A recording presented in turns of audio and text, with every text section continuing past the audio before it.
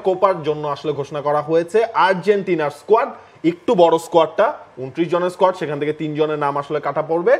সব মিলিয়ে Paulo Dybala না থাকাটাই এই দলের সবচেয়ে বড় খবর।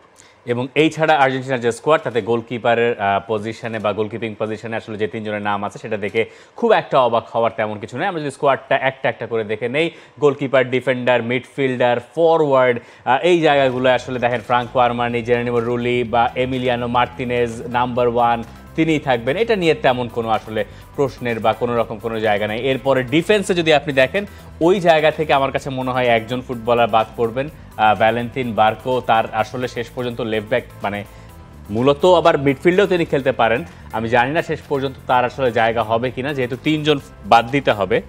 এরপরে মিডফিল্ডটা যদি আমরা একটু দেখে নিই, সেই জায়গায়ও তেমন বড় কোনো চমক আসলে ওই অর্থে নাই জিওভানি লো সেলসো। আর ফরওয়ার্ড পজিশনে আসলে যারা থাকেন তারাই শেষ পর্যন্ত আছেন, কিন্তু পাওলো দিবালার না থাকাটা সেখানে একটা প্রশ্নবোধক চিহ্ন এঁকেছে। কিন্তু কেন আসলে দিবালা নাই সেটা পরিষ্কার করে কেউ জানে না। দেখুন, এই সিজনটা দিবালা হচ্ছে মাঝখানে ইনজুরিতে ছিল, ফাইন, তারপরও হচ্ছে গিয়ে আপনার 27 ম্যাচে 13টা গোল পাওলো দিবালা করেছে। এবং আপনি যদি লাস্ট ওয়ার্ল্ড কাপের স্কোয়াডটাও দেখেন আর্জেন্টিনা, সেখান থেকে সেই প্রাথমিক স্কোয়াড থেকে 4 জন কিন্তু নাই, সেখানে পাওলো দিবালা নাই, সেখানে হচ্ছে গিয়ে আপনার যদি আমরা দেখি ফয়েত নাই, কারণ ফয়েত কিন্তু এই সিজন পুরোটাই আসলে ইনজুরিতে ছিলেন, মাত্র হচ্ছে 13টা ম্যাচ তিনি মাত্র খেলতে পেরেছেন। পাপু গোমেজ যেহেতু নিষিদ্ধ তাকেও নাই, এবং হচ্ছে গিয়ে আলমাদাকে না রাখার পেছনে একটা কারণটা যেটা হচ্ছে সেটা হচ্ছে আর্জেন্টিনার তো অলিম্পিকের ইয়েও রয়েছে আন্ডার 20। তবে আমি জানি না মানে থিয়াগো আলমাদাকে না রাখার কারণ হতে পারে আসলে ফর্ম বা অন্য কিছু, তাকে বিবেচনায় রাখা হয় নাই।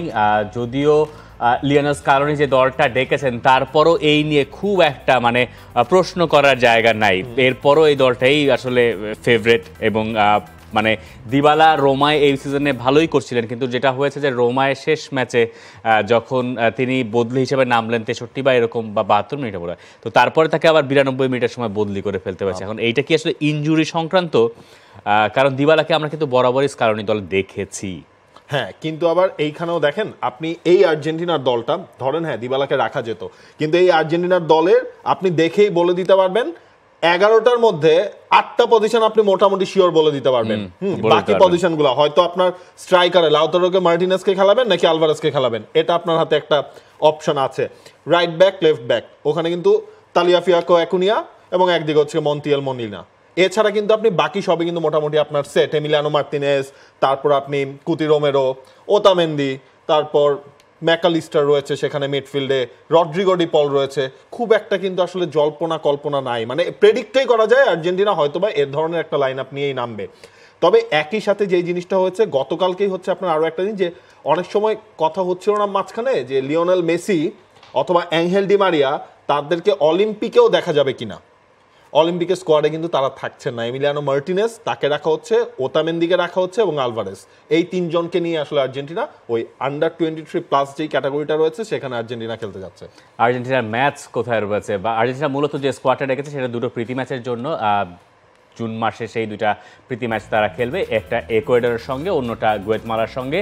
আর এরপরেই আর্জেন্টিনার কোপা আমেরিকার যাত্রা শুরু হয়ে যাচ্ছে, যেখানে গ্রুপ এতে আর্জেন্টিনার সঙ্গী যারা কানাডার সঙ্গে তাদের প্রথম ম্যাচ, এর পরেরটা তাদের চিলির সঙ্গে, পরেরটা পেরুর সঙ্গে। এবং এখান থেকে খুবই এক্সপেক্টেডলি আর্জেন্টিনার পরের রাউন্ডে চলে যাওয়ার কথা।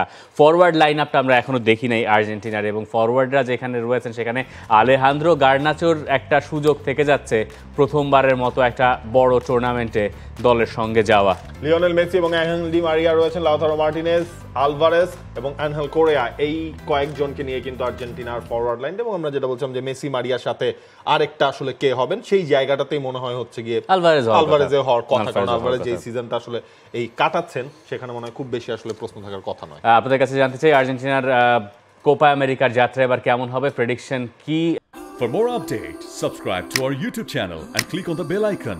Follow us on Facebook and Instagram.